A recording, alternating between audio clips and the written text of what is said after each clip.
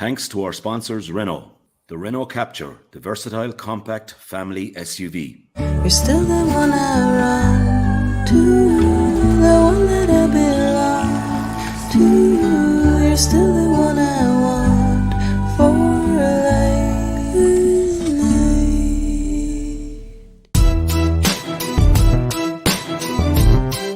A grain of rice, a grain of rice is going to tip the scale. Just remember that, lads. There's a small bit of a needle there. Come on, Mayo, you've got to get Andy Moran into the game. Listen between them, and now they're really roaring. And I can tell you, there won't be a cow milk from County Clare for at least a week. Hello everyone, you're very welcome to the Irish Examiner Gaelic Football Show in association with Renault. My name is Paul Rouse and I'm joined by the former Armagh footballer Oisín McConville, by the former Kerry footballer and manager Éamonn Fitzmaurice, and by the former Galway footballer and manager Kevin Walsh. The qualifiers are up and running. The Tailteann Cup has now reached the semi-final stage. It looks like the football season is gathering some momentum, and the place it gathered momentum, Oisín, was in the Athletic Grounds in Armagh. How did you feel at the early stages in that game when Tyrone cut through the Armagh defence for the first score of the game? A quite brilliant move, and then a kind of a sloppy goal in the end. I felt pretty sick because I thought, they penetrated the Armagh defence too easily, and I thought Éamonn Rafferty was, his reaction to what happened, throwing his feet at the ball. I thought we're in for another day of misery. But and I thought Éamonn Rafferty was in for a difficult day because not only did he do that and probably cost Armagh the goal, but I felt as if his first couple of kickouts were horrendous as well. And I thought, as I say, we're in for a bit of misery. I thought early on Tyrone looked very good defensively and very well organised, but that wasn't to be the case. I thought individually, Tyrone just didn't match up well against Armagh, I didn't think. And when Armagh started to play that long ball, and people can say what they want about the long ball. It wasn't just like it's not as if Armagh were hoofing ball into the forward line. Like it was nuanced, and it was to the Armagh forwards' advantage. And I know I've said this numerous times on here, but it just kept that Tyrone defence honest, and it dragged a number of Tyrone defenders in to try and protect the full back line that was really struggling.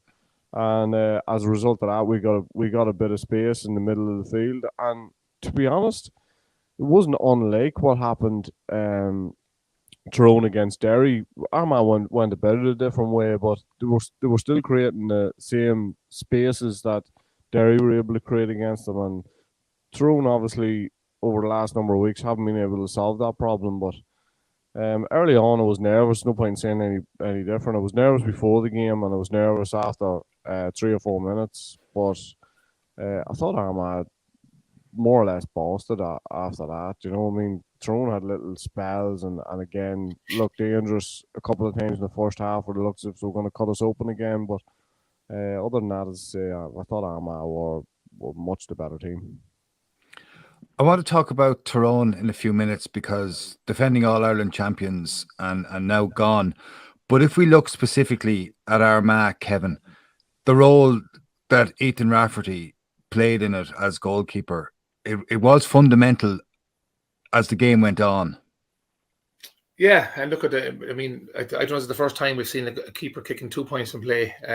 But look, he's a natural footballer anyway. I think he would have, Oisín right, he played midfield for Armagh, and like he was very comfortable on the ball. I know there was a few hearts and mouths when he lost the ball out on the middle of the field, but every player does that.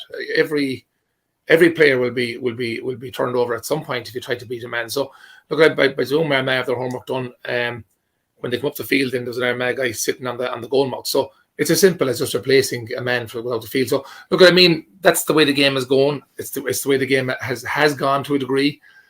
But I suppose for people to understand maybe and not be living with their hearts in their mouths, like when a goalkeeper goes up the field, he is a footballer. And I think down the line you're going to have one of your best footballers in goal anyway. And I've said this on numerous occasions. You go back to the 7-a-sides 30, 40 years ago in all the tournaments, and you're the fly keeper. And that was going on all the time. Why was that? Creating space and someone back. So look, it's not going to be unusual going forward.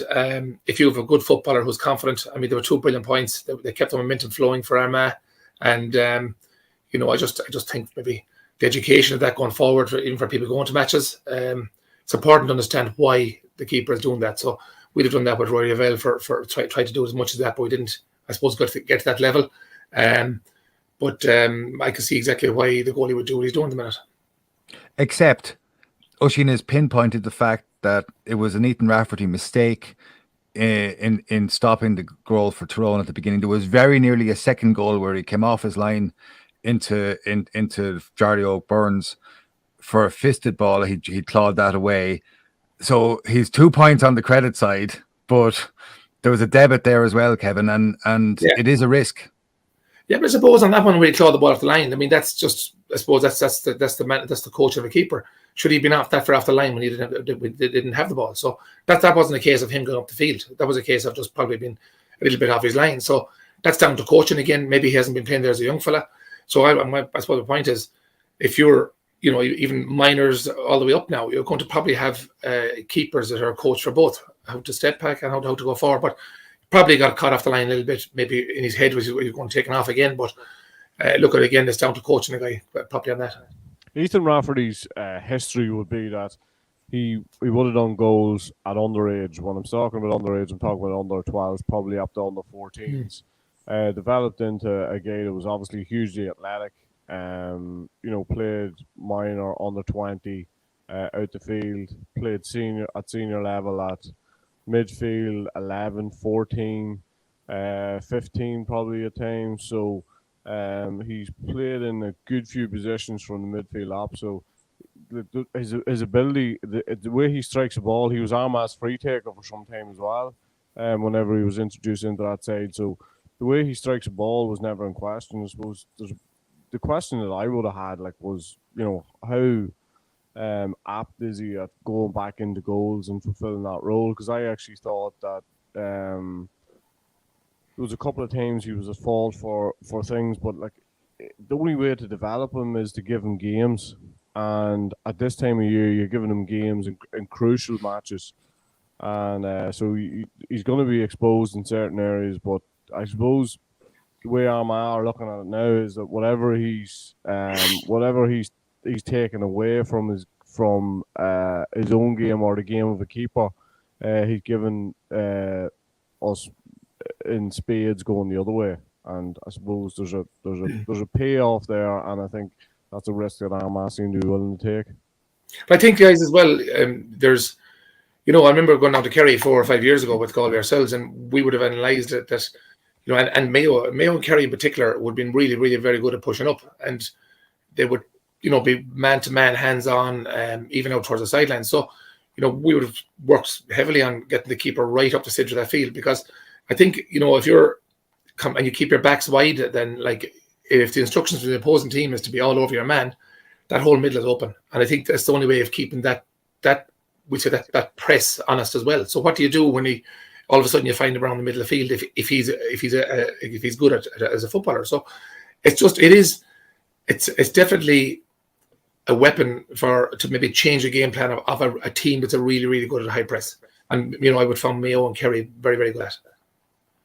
I think my only criticism sorry, Paul, I just think with Éamonn Rafferty as well, I was watching him in the warm-up beforehand yesterday, and he was doing his normal goalkeeping stuff, but one of the things he was doing is he'd get a ball kind of center the pitch, maybe 20 yards out, and he'd go on a burst of a solo run, top speed, out past the 45, and he rehearsed that a few times, and he's slightly different from a lot of the goalkeepers, that when you see the Beggins, the Morgans coming out, Rory Lavelle, as Kevin mentioned there, they'd be, not that they're ponderous in possession, but they come on and, they might kick it on, or they might take a couple of solos and draw a man, but he's gaining ground and punching holes, and after kicking the 2 points and winning the free yesterday, teams are going to have to count for him now. And if as soon as the player leaves him to go to him, then it's going to create an overlap. So it's a great weapon. And as Oisín said, they've stuck with him, because if you go back to the Kerry League game, he lost his footing and he fell over himself for David Clifford's goal, which was a big score that day. But they've persisted with him, and I presume he's working on his goalkeeping skills. I accept the point about the goal, but he was slightly unlucky as well. I know it was an unorthodox save, but there was plenty of Armagh bodies there, and if it had bounced one of them and had gone out, it would have been no big deal. But I think it's an exciting, and it's an add-on to what we've seen over the last couple of years, and the way he's coming at pace. It's good. It's interesting. I was just going to say I agree with him carrying the ball out of pace. My only criticism of him from yesterday was the manner in which when he turned over the ball in midfield, he didn't go back quickly enough. He was sauntering back rather than sprinting back when he lost the ball over in the midfield. That'll be my only criticism of him. But Éamonn, from being up in the athletic grounds yesterday, it's obvious that Kieran McGeeney has done an excellent job in reorganising Armagh. But Kieran Donaghy, do you see his imprint on that team as well? I do, and it was a privilege to be up there yesterday, Paul. It was just a brilliant atmosphere, and it was building from the morning. And as a neutral as such, I had no skin in the game. I'd obviously like to see Kieran Donaghy doing well. The fact that he's up there and helping out Kieran McGeeney, but it was a great game. It was a great occasion, and I must say I really enjoyed it. Absolutely. Look, Kieran Donaghy, of course, Kieran McGeeney isn't bringing him up the length of the country for the crack. He wants his input and he wants him to be involved. There was aspects of the performance in Donegal against Ballybuffet that I was surprised about, both from Kieran McGeeney and from Kieran Donaghy's perspective. It was just, I know well what Kieran Donaghy, the way he thinks about the game, and he thinks deeply about the game. And it was very... a lot of the things that were going on, giving up patterns, kickouts, and things like that, would be the opposite of the way Kieran Donaghy thinks about the game. So I was very surprised by that performance. But I think Kieran Donaghy mentioned this in the bit of media stuff he did after the game yesterday. They went back to basics, and they just went back to working hard for each other. They know they have the footballers. They know they had the game plan from earlier on in the league, and it was about getting the basics right again. Working really hard without the ball, having their shape right, which was probably why that early goal would have been a bit of a sucker punch. But they reacted well, and they were full value for their win. They were much the better team, and obviously the draw now this morning has thrown up a fair battle again in next weekend. So that's going to be huge game now. And for those two games, the winners of Donegal, Armagh, and Kildare Mayo, whoever's coming into them in the quarter final, they're going to be fairly well road tested. What do you think of the draw, Oisín? I'm a little bit disappointed if I'm totally honest. My preference were Limerick, in this order: Limerick, Kildare, Roscommon, Donegal, and we got Donegal. So to make it worse, I think Darren Farrell texted me to say in rehearsals we got Limerick, but in real time, we got Donegal. But look at it, I suppose the thing about the Donegal game is I felt as if everything was in favour of Donegal the last day as far as motivation. Playing in Ballybuffet obviously is huge for them, and I think the Armagh have found something out about themselves now, is that we don't need to overthink how we go about things. Éamonn touched on something simple like giving the kick out up. I mean, that's just not how Armagh are going to impose themselves on a game. It doesn't fit well, doesn't suit well. I think it's overly tactical as far as Armagh are concerned. So from that point of view, I think that Armagh will have learned a lot, but it's still a very, very tough game, because I think Donegal are also a team who are going to be smart, and after what happened to them against Derry. So it's as tough as you're going to get. But look, Armagh have a huge amount of motivation going into that game. Huge.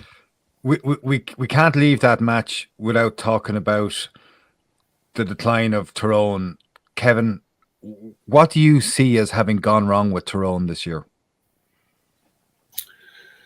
I suppose in the very start, we were listing about certain names putting out the panel. So I think it had gone up to about 7 at some stage. So you just have to wonder, is the bond as high as it was? I would have said this in one of the last podcasts or two.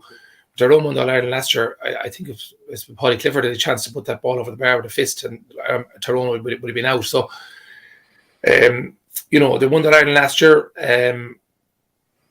They weren't, I would say, guaranteed to win it this year.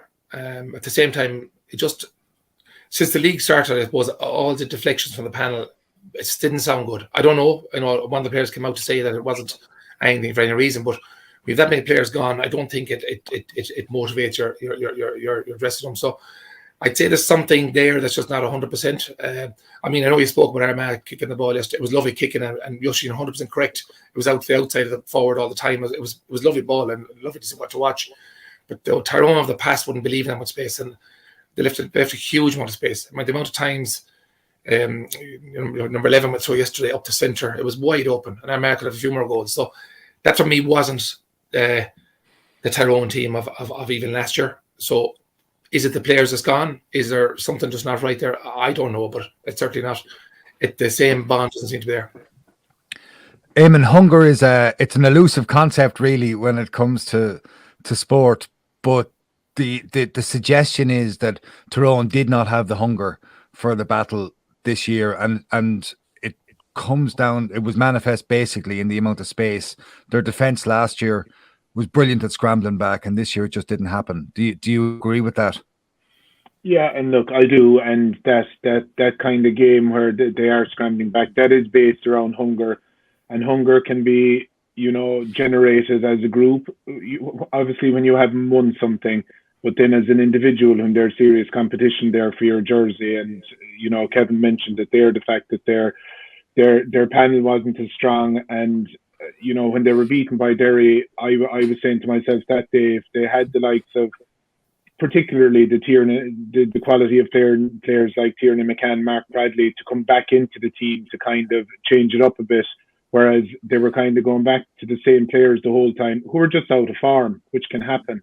They ended up having to drop Kieran McGeeney yesterday, and even when they brought him on, then you could see he still wasn't himself. So I think that was definitely a factor. And the space that was there, both Oisín and Kevin have mentioned it there about the mix in Armagh's game, and I think Armagh deserve a lot of credit for that, because if you get that mix right in terms of the decision making of when there's space inside, kick it inside. Then when the team retreat and they get into shape and they take away that kick, you run it through the space that's outside. And if you're getting those decisions right, you can be very hard to play against. And Armagh got a lot of those decisions right yesterday. When it was on, they put it inside and they put good ball inside. When it wasn't on, they ran it through the likes of Stephen Campbell and players like that, and Éamonn Rafferty, the couple of holes that he punched as well. So I give Armagh a lot of credit for that as well. But yeah, Tyrone never got going this year. They just never built that bit of momentum. I thought that when they beat Kerry and Killarney in the league game, that it showed that they were still going to be, a big factor in the championship, and that they turned the corner at the right time. But it didn't play out that way. And the way things are going for them, they're probably better off out of the championship, and they'll have a long break now to next season. And by the time they come back, then again, I'm sure they'll be mad for road again. Oisín, was there much of an edge yesterday in the crowd or on the field? Yeah, there was a bit of an edge, but I just felt, I don't know how Éamonn felt about it, but I just felt there was a lot of nervous energy before the game. I really think that most people thought it was just purely 50-50.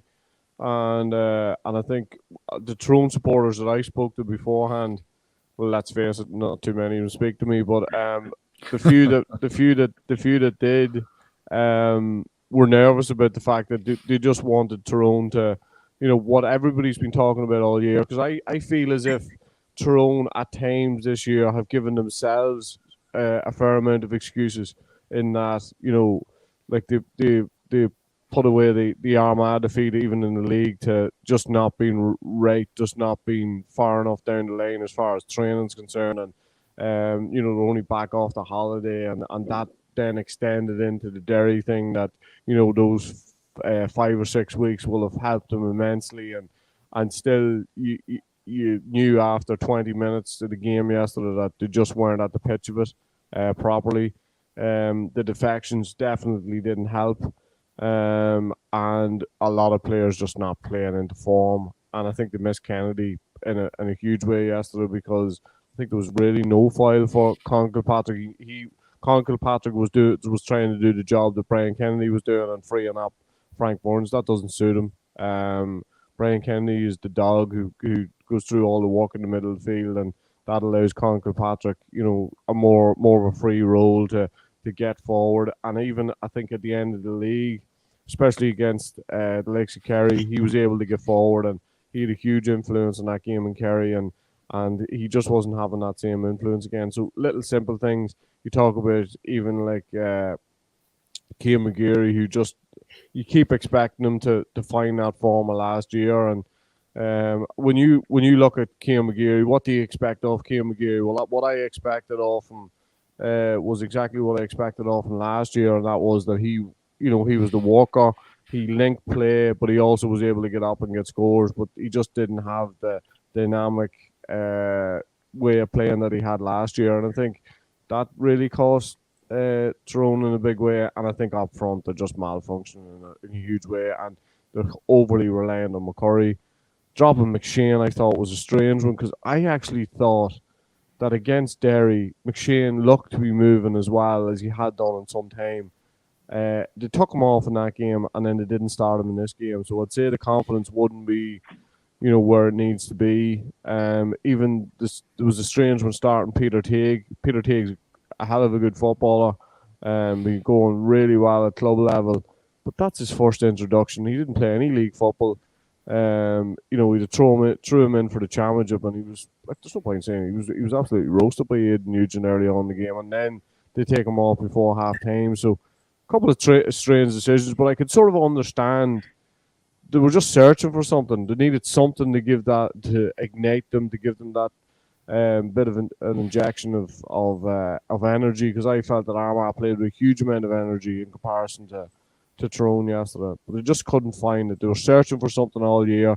They couldn't find it. Even the injection of those under-20s coming into the panel just didn't give them the injection that you would have thought they would. Like, honestly, after they scored the goal in the first couple of minutes, I think it was 3 minutes they got the goal on. As an Armagh supporter, you're worried, but when we got to 15 minutes, I sort of knew that we were very much well in this game. We can't leave this match without discussing Oisín, the show of support for the McReevy and Hart families, which was I suppose a rare moment for Tyrone and Armagh supporters to join together. Would you like to say something about that? Well, I think what has gone on in the last week has given people a little window into life in the north. I think it's given them an opportunity to look in and like outside of the north would probably say, look at there's a place that has come a long way.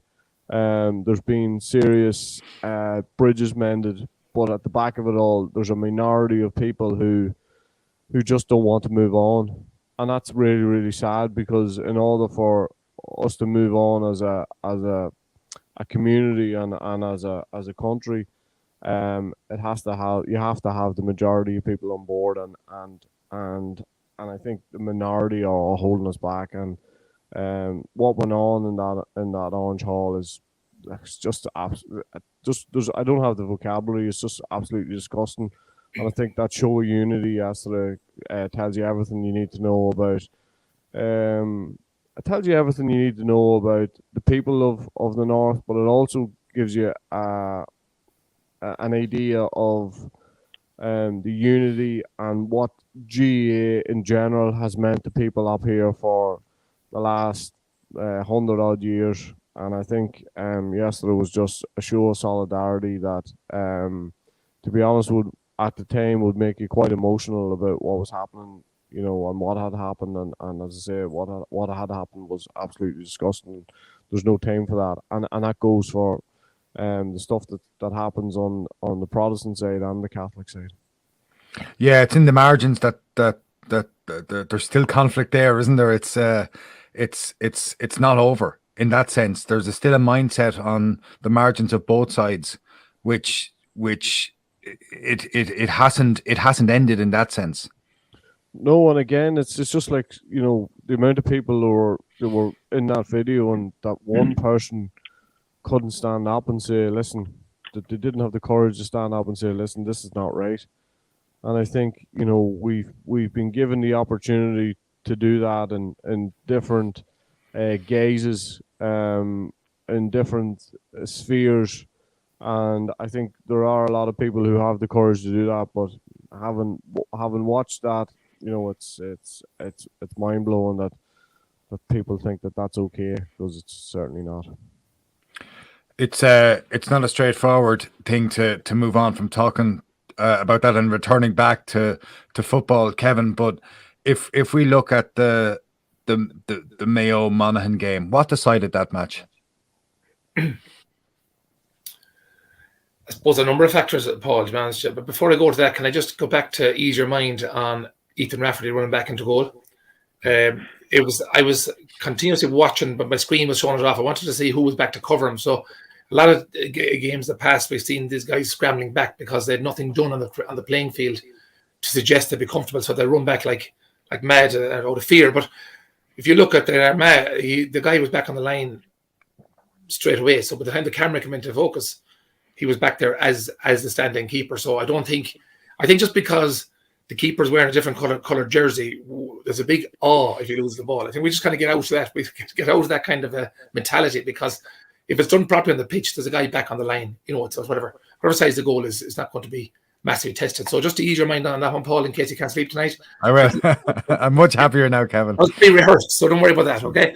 Kevin, that was yes. that was Conor Mackin that actually went back in the lane. Was it? I thought I was saying afterwards that Conor Mackin had a decision to make, whether he went to Michael O'Neill or whether he went to the lane, and I was cautioning him because he didn't go to Michael O'Neill, because I thought that was the preferred option. But you're right, you're 100% right. He went back. Stay up in the forwards, Oisín.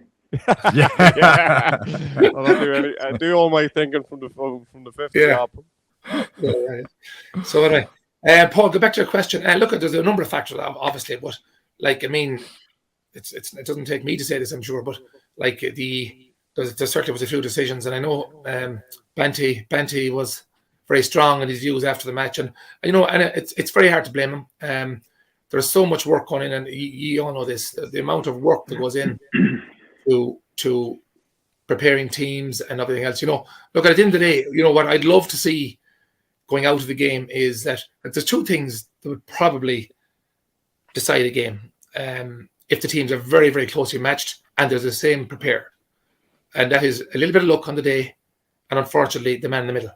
And like, you know, you have to look at it, and you know, we turn around them with our analysis afterwards, and I listen to analysis and say about how well prepared this team were just because they won. I've always said this: you have to treat the two imposters the same way, winning and losing the same way, because there's little things that'll turn games, momentum, a bit of luck.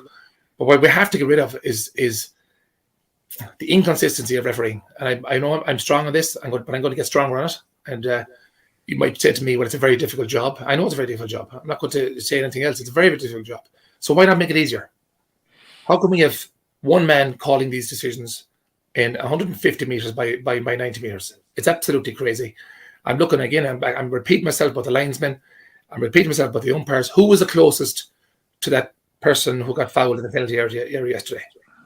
I presume it was the umpires. And if it wasn't, the referee didn't see it. So, like, that was, you know, probably was a converted penalty would probably be drawn the game, and at least to be down to extra time.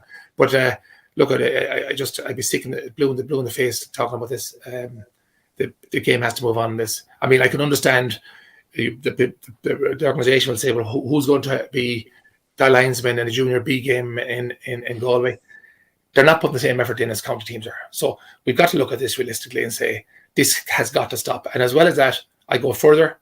The referees that aren't strong enough on this, or whatever reasons they don't see stuff, or decide not to see stuff, it has to be a demotion somewhere. This cannot be hop them up to Mayo next week. This has got to be accountable. It's got to be, the job has got to be made easier for the referees. But this crack of, it's my Sunday today, it's yours next week, don't come into my patch, that's got to stop. And there's too many decisions being made on, or too many games being lost and won momentum that referees will cause. So look, I'd be strong on it. I presume that's where you're getting to, Paul, on that question. But for me, the referee had a huge bearing on where that match went the last day. And you specifically mean the penalty decision or decisions towards the end of the game? Well, yes, and obviously there's going to be calls that go for you and go against you, but those big calls have got to be made better. And I know, I think the foot block and that kind of stuff it's you're not allowed to block the ball with the foot full stop. Apparently that's the rule. It doesn't say how close the leg can be. So if you're not sure and you've already given one, and there's something like that, the balance is something. If it's consistent and it's kind of balanced for each team, you have to make some kind of allowance. But there should be more referees there. I mean, I've been involved in games where referees got great praise on Sunday games and everything after, where they saw this off the ball, they saw 4 or 5 inches off the ball 100 yards away, and they got a great clap. But what about the momentum changes? It didn't happen at the other side. So until you have enough officials that can see all those things around the pitches, don't even go into that sphere, and you shouldn't be applauded for it, because you're changing the momentum of a team, and you're sucker punching something. So this has got to be more consistent, and there has to be more referees on the field. The linesmen are there. What are they at? Tell me this, Paul.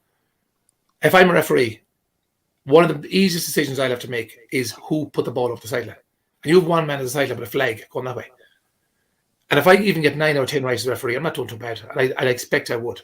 Anyone could see that the ball is who went off mainly. So why is that the only function of a linesman? The accountability has got to be up. Get these people who are qualified as referees. If they're not good enough, demote them. And that's it. Yeah, I'll tell you sometime about. I actually did linesman at an intercounty match at one stage, an intercounty championship match in Leinster about 20 years ago. I'll tell you the story some other time. But I do take your point. I do take your point on that. What I will say is that I think the rules are unrefereeable. I think, for example, does anyone call steps anymore unless somebody runs 10 or 12 steps? Even Oisín for Aidan Nugent's goal early in the game, he probably ran 10 steps coming in along the end line. I think it was 4. A long 4. But so it is exceptionally difficult to referee the rules as currently set out, no matter how many people you have on the field. Éamonn, how do you regard it?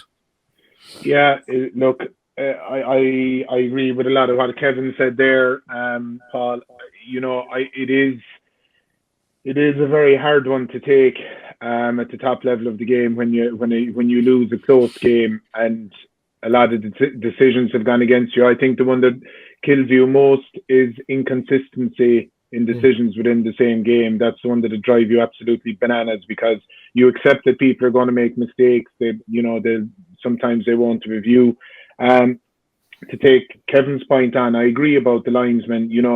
That's the standard GA answer always, is that you've a referee, the 2 linesmen, you've 4 umpires. But wouldn't it be great to see the linesman more active in terms of, don't be defined by the sideline and the side of the pitch. Come into the pitch.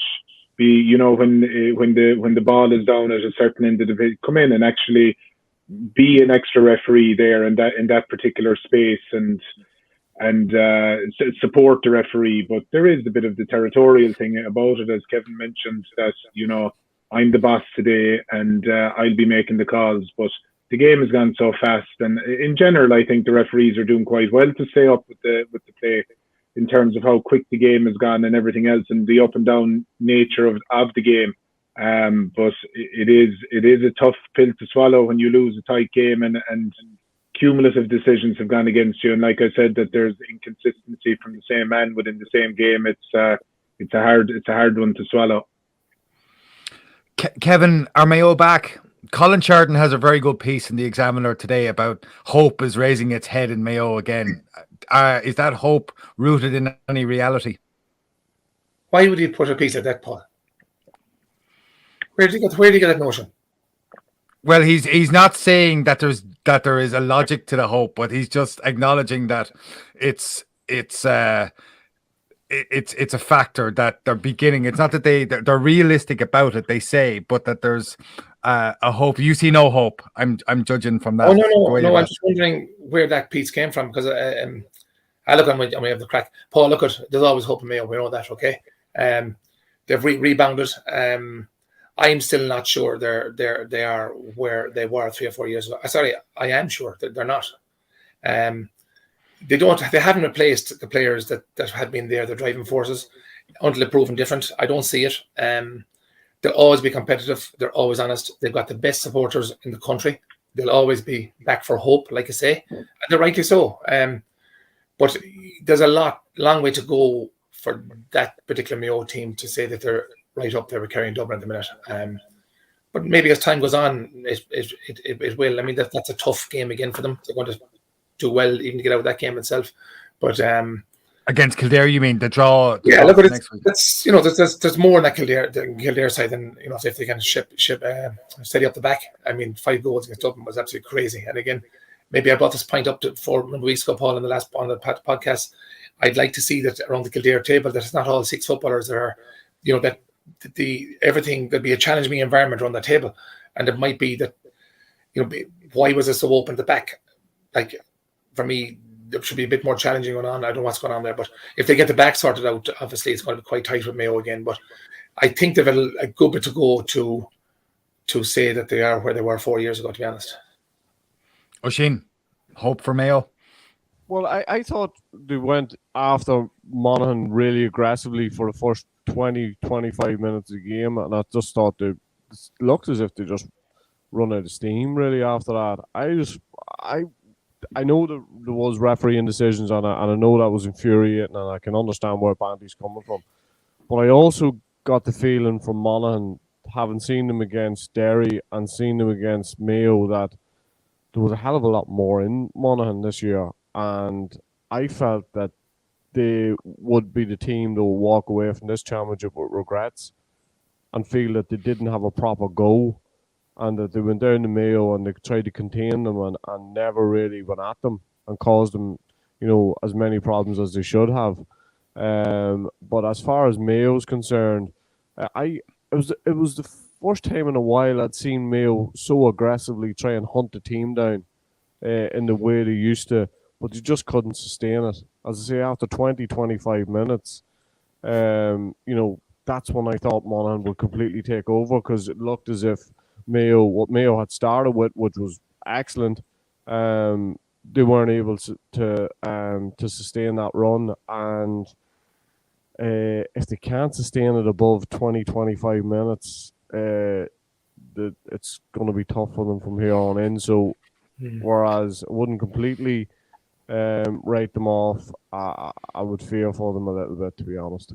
The only thing is, I felt, Paul, there was I think it was a long period where both teams hadn't scored, and it took the likes of Keegan to come up again and be the leader to do that. I mean, who was stepping up? I didn't see it. You go back, you had Andy Morton there before. You had, Parsons might come through the middle, or you might have a Durkin or a Boyle pushing up. I just think they're missing that compared to where they were. Now, having said that, they might need to be as good as they were, because other than Kerry at the minute, I think, you have to question, of course, Derry, Armagh, they're coming up the way, but the top 5 teams, bar Kerry holding their own, and maybe Dublin starting to find a bit of form again, they're not showing really where they were 4 or 5 years ago, I think.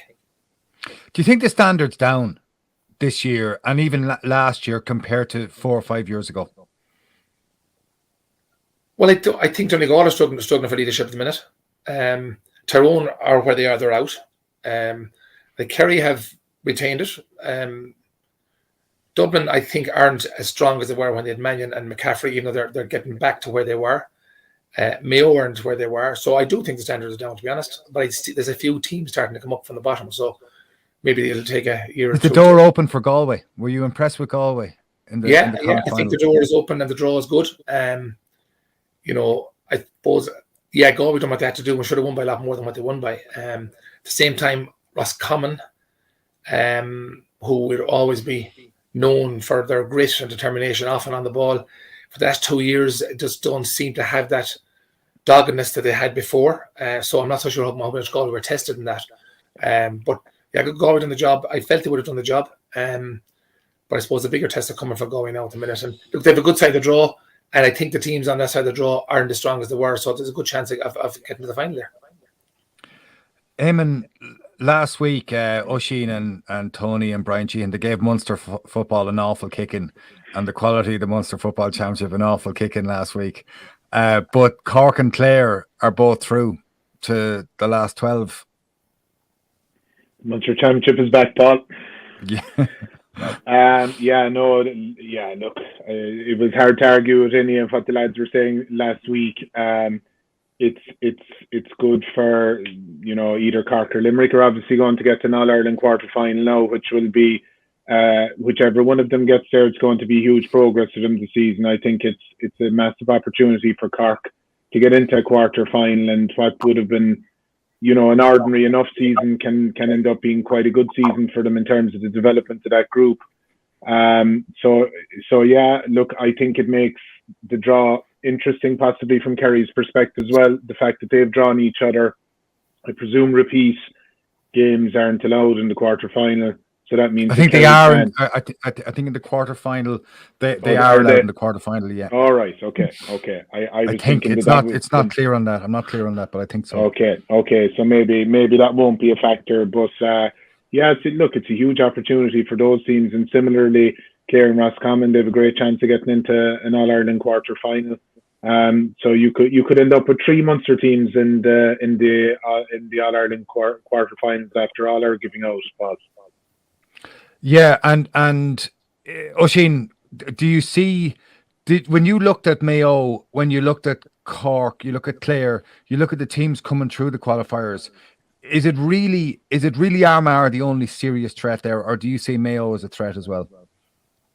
Well, it's just difficult just to say, listen, Mayo can't recapture the form that they have, but on the evidence of what we've seen, yeah, I'd probably say that Armagh are probably up there, but Armagh can be very much Jekyll and Hyde. I mean, when you consider how poor Armagh were against Donegal and how difficult they find to back performances up, it's even hard to make an argument for them sometimes too. So, yeah, on the evidence of what I seen on Mayo the other day, I mean, I think they can and they will get better. Remember, a lot of the teams that played at the weekend hadn't played for 5 or 6 weeks, so you have to take that into consideration as well, and how much a game will bring all of those teams on. So I wouldn't completely, dismiss Mayo because I don't know, because history will tell you that's complete stupidity. But yeah, I'd say Armagh and Mayo coming through there. I think that, Clare winning against Meath was an impressive win, but the performance wasn't impressive, Paul. No point in saying any different. They didn't seem to find any rhythm. But as I say, those games are crucial to teams who are going into next weekend's games.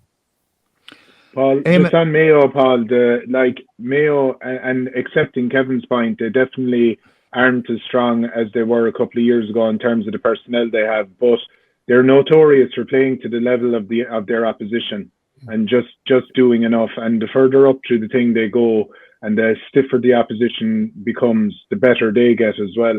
And that's been a pattern for them through the qualifiers in the past. So they're capable of going up through the gears. And I know when they played Kildare in that league game at the end of the league, it was a huge high scoring game. It'll be probably different level of intensity now next weekend. So, but that is a factor with Mayo as well. That performing to the level of their opposition.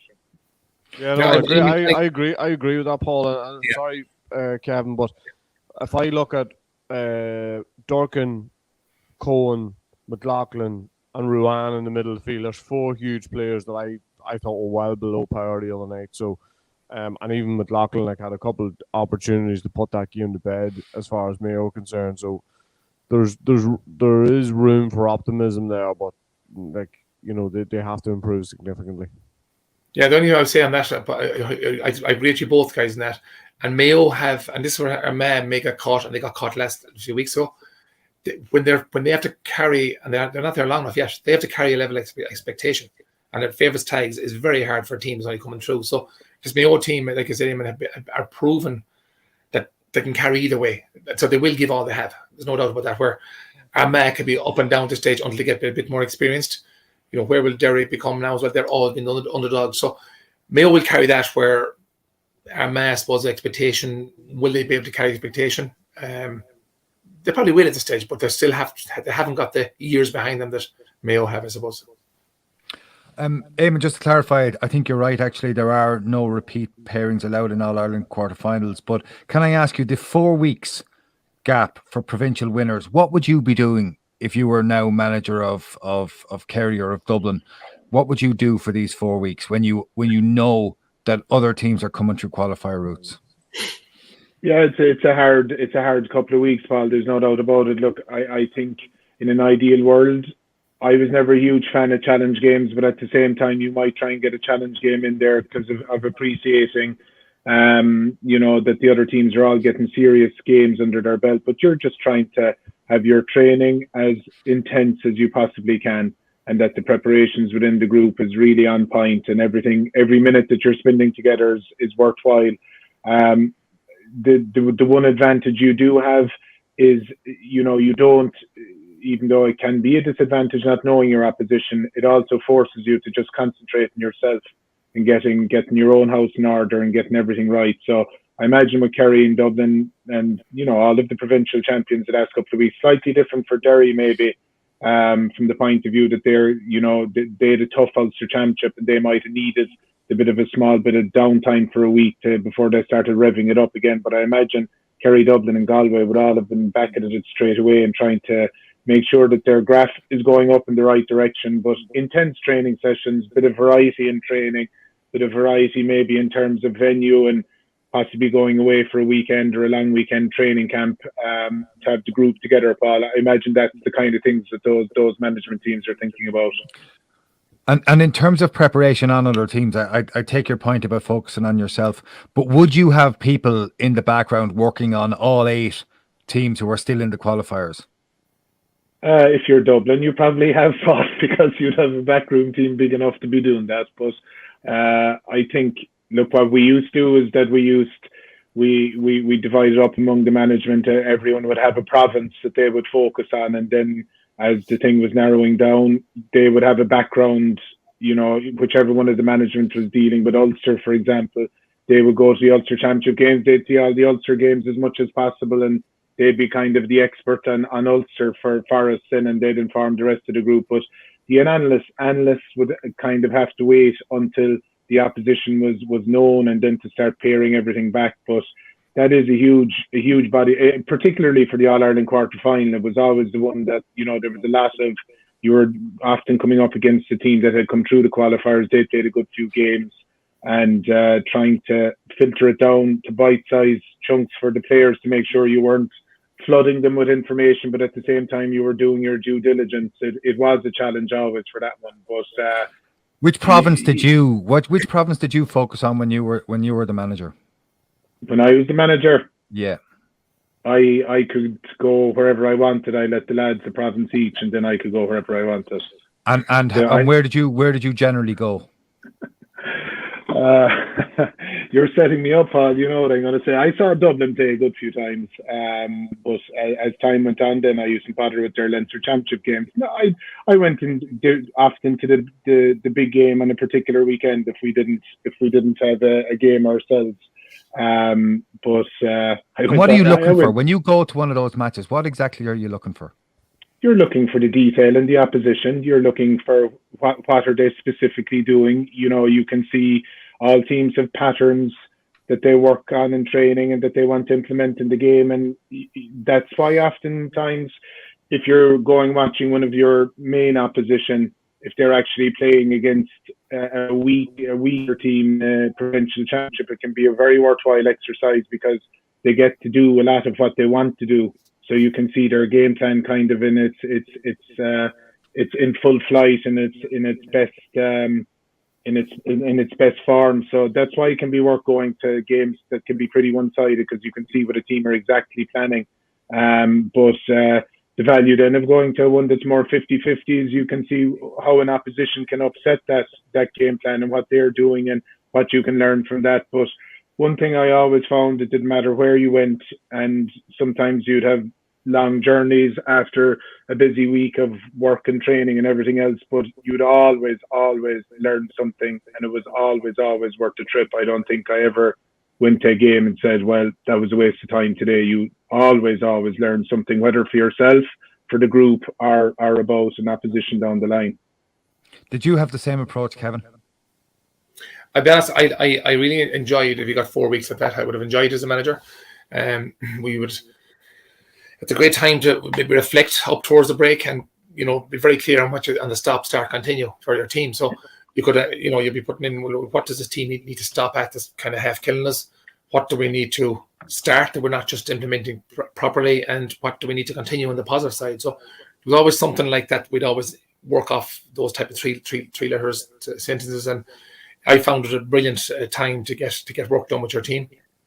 And again, Éamonn is right. Sometimes we can get caught up with our analysis of oppositions, sometimes too much. And I think if you get the team KPIs or team KRIs that drives the opposition, you're not doing too bad when you get that. I think it's really important to get a bit of clarity on your own team rather than getting caught too much up in that. But I would have found the opposition. And I would do a lot of video analysis on teams. There's videos everywhere where you can get the in zones and the side zones. And going to the match for me was about looking to see, maybe you'd see who was flaky, who wasn't flaky. You'd see certain players and off the ball who didn't like this or loved this, whatever it was, that you could actually get a feel for what the team was about. But looking at their trends of what they were coaching, I would find the video really, really good for that when you went into in depth. So, yeah, look, you'd also enjoy the cone and the bag of potato along the way as well. So, yourself out for Sunday. I've been Galway a few times, Éamonn, so you might as well be upfront about it. Yeah, I was up in Galway a good few times, Kevin. Yeah. How are you received when you go to these matches, Éamonn? Very well, always, Paul. Very well.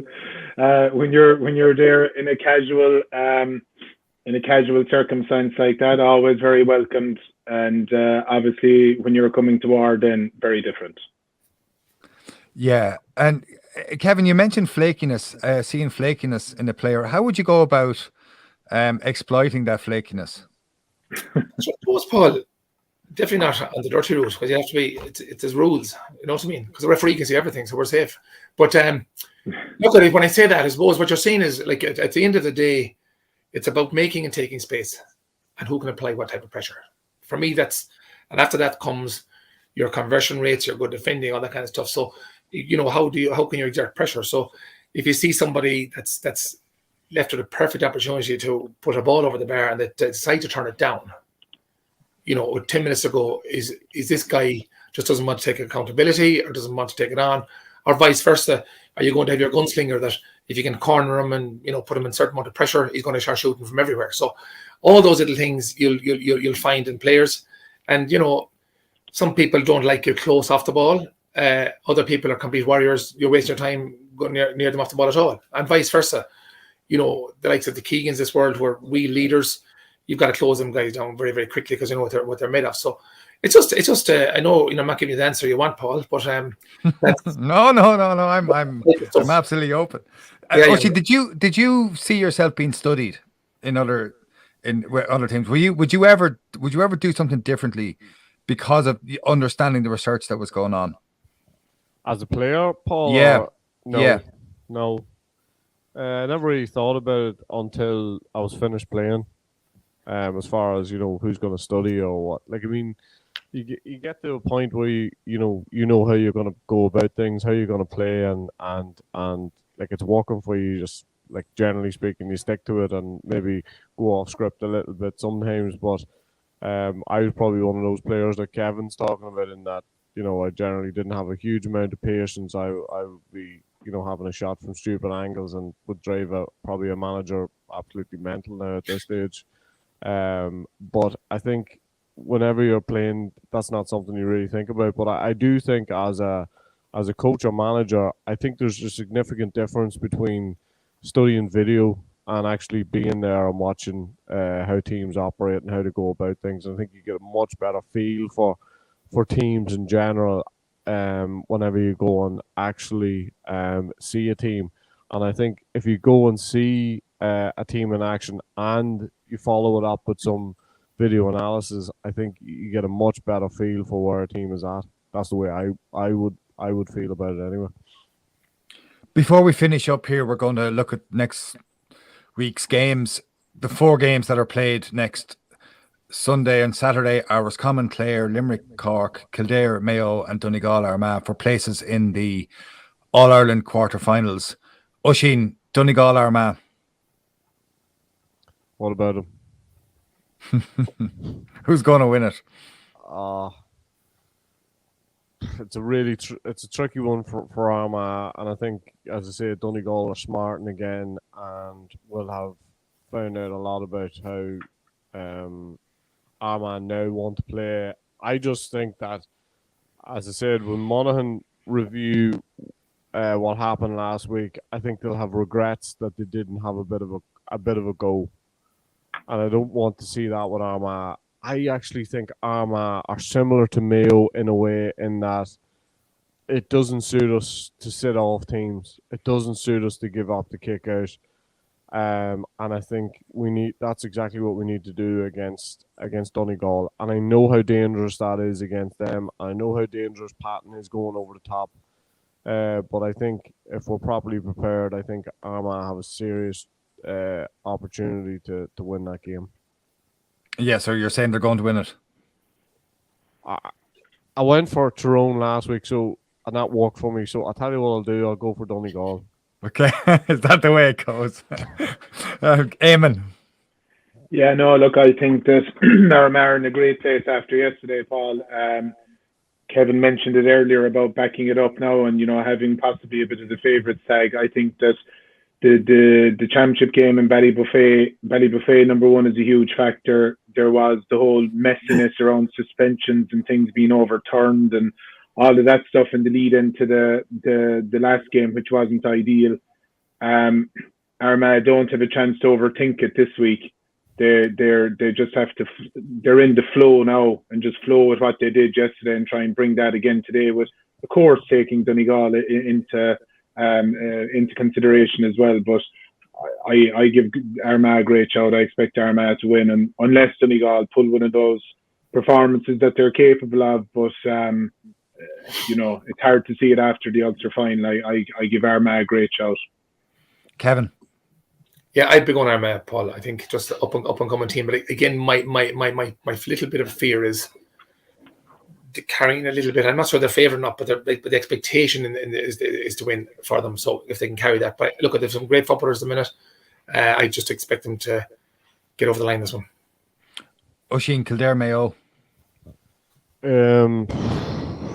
Wow, it's a tough one. Maybe just Mayo.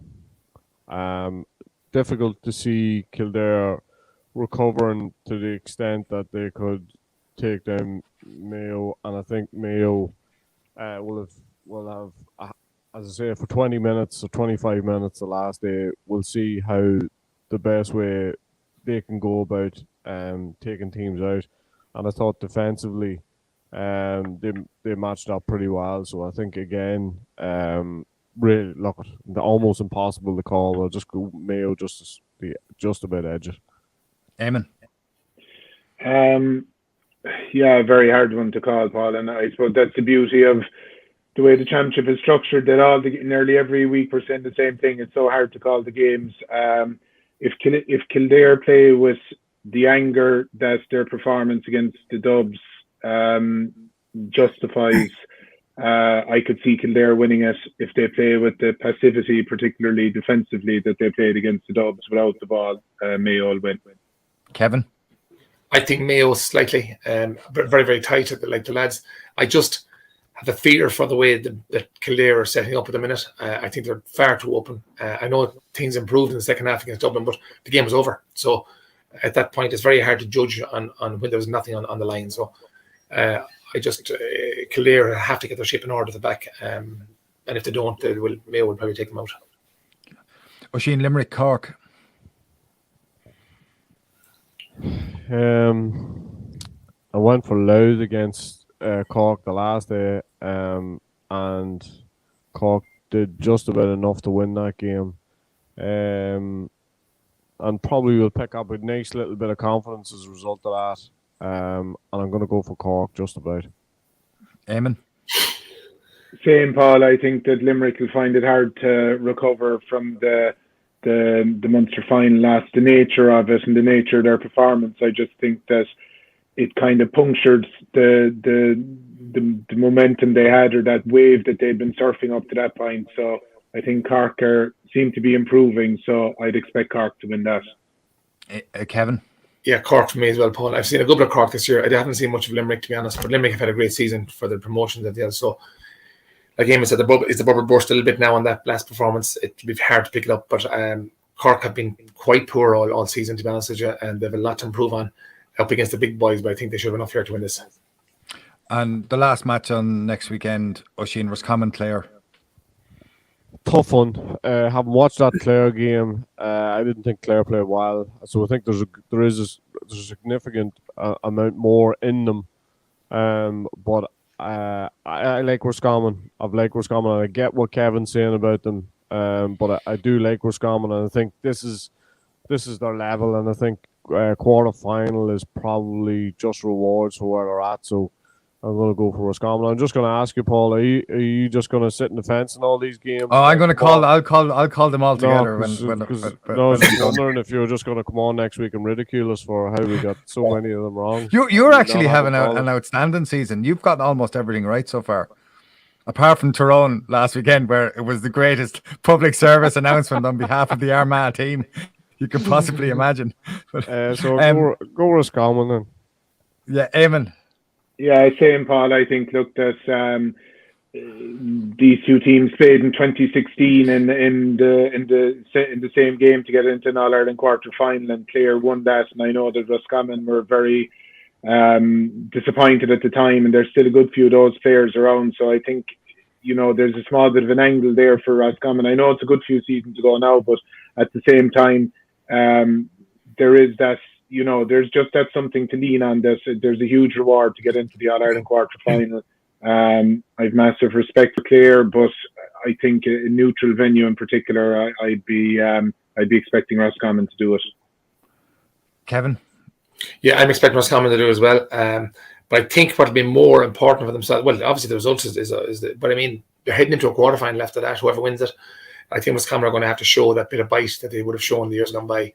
And I think that's really important for them as management and the players, is that the tough doggedness comes back into their game, because they were tried in that over the years. So while there's some very, very good forwards, I think they play off what the rest of the team does. So like if Tiger Rourke and guys like that are missing out there at the minute, who weren't well, they weren't the main players for them when they were there, but they were probably the engine rooms for them. And they're going to have to get someone that's going to do that kind of a dirty role, the dog and roll, where they just need to motivate the rest of the team. So they need to find that in the next game as they're going forward. But I do expect them just about with Clare. I saw Clare against Galway on the last week matches. And they were very tight at the back. It was only 1-2 each at half time. So they could frustrate Roscommon when it comes to it, and Roscommon will need to be ready for that. And but it's a good opportunity for them. So I go Roscommon. I think to answer your question, Oisín, I think Roscommon will beat Clare. I think Cork will beat Limerick. I suspect that Mayo Kildare will be in Croke Park, and I think that means Mayo will find enough space to get up the field against Kildare. And I think Donegal will beat Armagh in the canter. So that's more or less the result. I don't think they'll beat them in the canter. I think Donegal will beat Armagh though. We will be back next week with a preview of the Tailteann Cup semi-finals, Offaly Westmeath against Cavan Sligo. Thank you to Larry Ryan for running this podcast, to Raf Rocca, to Jack Neville, to Tony Lean for making it happen, to everyone at Examiner Sport. Thanks to Renault for their support. A huge thank you to Oisín McConville, who's still celebrating, and especially to Kevin and to Éamonn for joining us today. Béimid Harnash Galua. You're still the one I run to, the one that I belong to. You're still the one I want for life.